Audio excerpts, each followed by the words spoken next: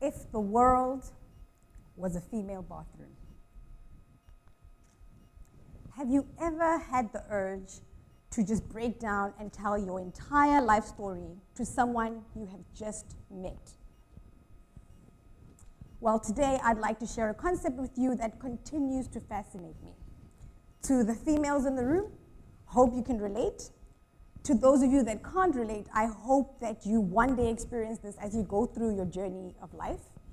To the men in the room, I know you always ask yourselves, why do women always go to bathrooms together? Well, today I'm going to be sharing a few secrets on what happens in female bathrooms. So sit up, listen carefully, because this is a one-time opportunity. I vividly remember the day that I discovered the world that exists in female bathrooms. I was a first year in university. I was confused, insecure, scared, and thinking, how am I going to survive the next 4 years? During orientation week, I made a friend, and she invited me out to a local club to interact and make new friends. Intrigued by the idea, I took her on and said, you know what, what's the worst that can happen?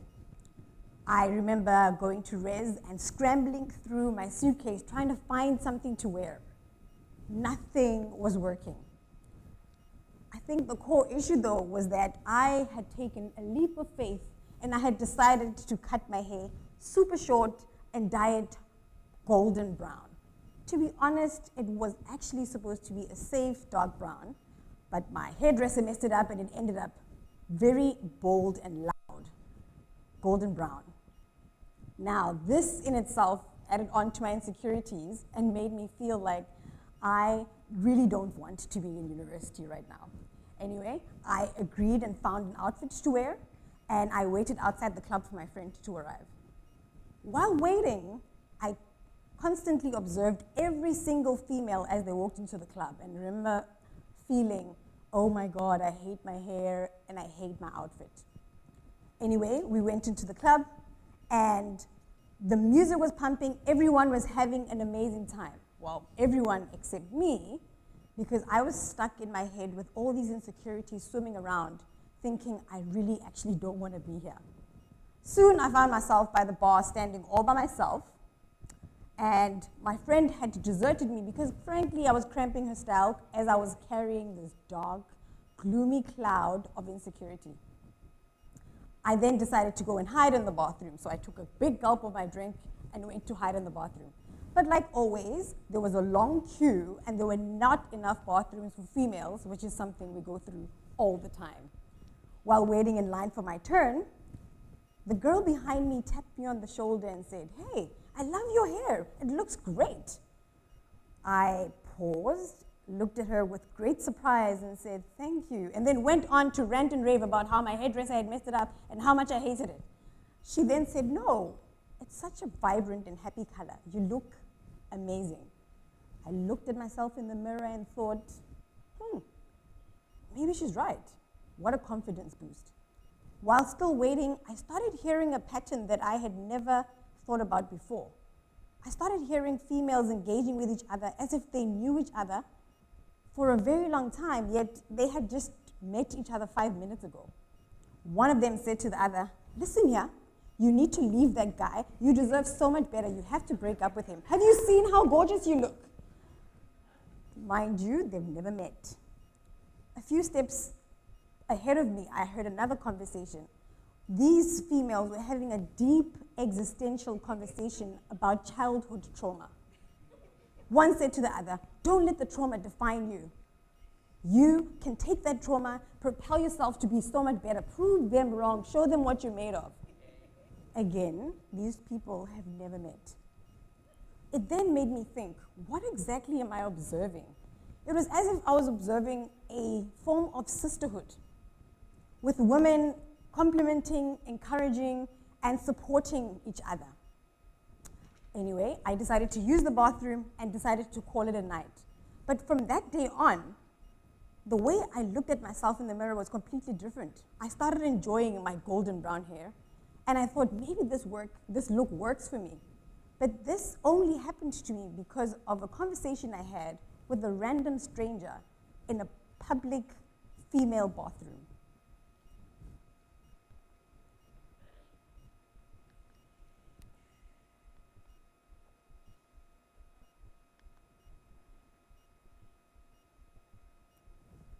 Now, this also made me think, so why do women engage so beautifully with each other in social bathrooms, yet quite frankly compete and hate each other in the real world? So the question is, why do women compete? Women have had a culture of competing with each other that stems back from many, many years ago. Whether it's a cat fight in high school over a boy, or whether it's backstabbing or pulling each other down in corporate settings. In my corporate journey, I have experienced as well as observed toxic female on female behavior. I have once had a colleague, a female colleague, who was in a more senior role than I was. Instead of her taking the time to groom and support and empower her fellow junior colleagues, she decided to take the approach of making sure to block all females that had any potential to one day join her on the very male, heavily dominated boardroom table. She would make sure to discredit any of the ideas that came from them, and she would make sure to shoot down any ideas that came from these junior colleagues, just to make sure that they don't take the seat on the table that she's currently sitting on. I've also had an experience in corporate where I've had a colleague that I was taking over from as she was moving to a different role. The approach she decided to take when handing over to me was to rather deliberately make sure that the sessions was her not giving me enough information, not sharing her knowledge, and not telling me what her day-to-day tasks are so that I can have a smooth transition. She wanted to make sure that I don't have a smooth transition so that she can be remembered as the key female that now has left a gap in the role that she was currently leaving. Now, this also made me think, so in corporates, why do females in corporates engage with each other the way that they do? Females in corporates have been doing this thing because of a syndrome that has been coined in research. And this syndrome is referred to as Queen Bee syndrome.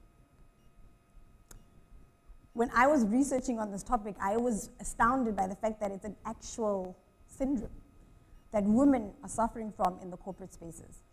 Queen Bee syndrome basically is a term that is referred to a workplace phenomenon in which high-ranking female employees, usually a manager, intimidates and excludes female subordinates in order to ensure that they don't achieve the same achievements that they have, in summary.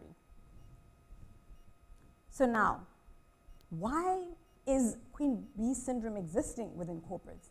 I genuinely believe Queen Bee syndrome exists in corporate spaces because of gender inequality. Gender inequality has been a theme that has been resonated and researched and written about since the 1970s. Gender inequality is that females do not enjoy the same opportunities or same working conditions as their male counterparts. As we all know, all the senior and top executive roles are occupied by men. We also know that females are not paid the same amount that males are, even if they're in the same role or the same level. We also know that at the boardroom tables, there are very limited seats for women at these tables. So because there are so limited seats at these boardroom tables, it means that it creates a culture between women that then makes them compete with each other so that they can then get that single chair that's available at the boardroom table. I refer to it as female boardroom table musical chairs. Now, as part of my quest to further understand why this competition exists within females, I decided to go back to the same clubs, pubs, and social spaces to interview a few females to understand what their thoughts are on the topic. During my interviews in the bathroom, there was a lady at the back listening to all these conversations. Filled with rage, she interrupted all the interviews and said, "I know what the issue is." We all paused and listened to her and said, what is the issue? Her take on the matter was that the reason why women compete is because of men and society. We asked, okay, please elaborate. Her view was that women from a young age have been told that men are the prize and that getting married is the ultimate goal.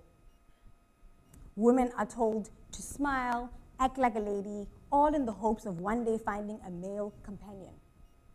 It is because of this competition of trying to find this prize or win the so-called prize that women within themselves compete for the so-called prize. Whether it's corporate settings for the table or whether it's winning the prize, females are constantly competing with each other because of what society has breeded beneath them, and they now need to figure out how to handle it. Another question that I posed to the interviews was, so ladies, out of all the rooms that we could have created a sisterhood in, why did we choose the bathroom? I got a few answers from them. So the first one was, well, in here, it's just us. It's just us girls. You're not a threat to me. I'm not competing with you for anything, so I am more than happy to engage with you in a positive manner. Secondly, the bathroom works because, well, in this scenario, it's in social spaces, which means clubs and pubs, therefore liquid courage and the power of femininity. The power of liquid courage, they say, is because of the fact that it decreases your inhibitions and therefore enables you to be vulnerable and engage in a positive manner with any of the females around you. The power of femininity, on the other hand, is the ability for women to be graceful, soft, and supportive, which actually society has defined to us as the incorrect behavior, because they tell us women are weak when they show their femininity. But actually, that's where our power sits, and hence we are able to shine in bathrooms because we're showing up with our strongest power, which is femininity. The last response that I got was, well, I'm also open to engaging with you in here because it's a safe space, number one, and you're a stranger. I never have to see you again, so I'm more than happy to tell you my deepest, darkest secrets, and I don't owe you anything after that. So those are just some of the reasons why women have decided to use the bathroom as that safe space. This just shows you a view of some of the females that have experienced this in these social settings, and this is what they had to say. The first one is Ellen. She says, I love tipsy girls in bar bathrooms because it starts with, your makeup is beautiful, and ends with, and that's why I don't have a relationship with my father. Dee also says then, tipsy girls in bathrooms are the most empowering and supportive people on the planet and we should all be more like tipsy girls in bathrooms. The other one says, I don't think there's anything I love more than giving pep talks to girls in bathrooms and watching them front over or realize their worth. Ashley then says, the next time I'm feeling down, I'm just going to go to a pub bathroom and wait for the tipsy girls to come in and compliment me. So then, all these experiences, all these discussions, they actually made me realize, why do women engage with each other so beautifully in bathrooms, yet have high animosity in the real world? What if women decided to rather engage the way that they do in bathrooms, but brought that out to the real world? Let's make the social bathroom experiences, all the empowerment, support, encouraging each other, all the compliments, let's bring that into the real world, because then if we create this bathroom sisterhood culture, it will then enable us to, in my opinion, create a movement that will allow us to take back our power from society. It will also help us grow each other as females in these corporate spaces, and one day become CEOs, and actually one day take over the world. To the men in the room, I hope what you've taken away is that you can now see the impact of gender inequality on females, and that your role when you walk out of here today is to stop and stand against gender inequality. Your other responsibility is to engage in a very positive manner with females, with a level of respect in all interactions that you have with them, in all settings that you interact with them. To close off, I would just like to send a shout out to all the tipsy girls that I met in bathrooms. Hope you're doing well. Thinking of you. Thank you.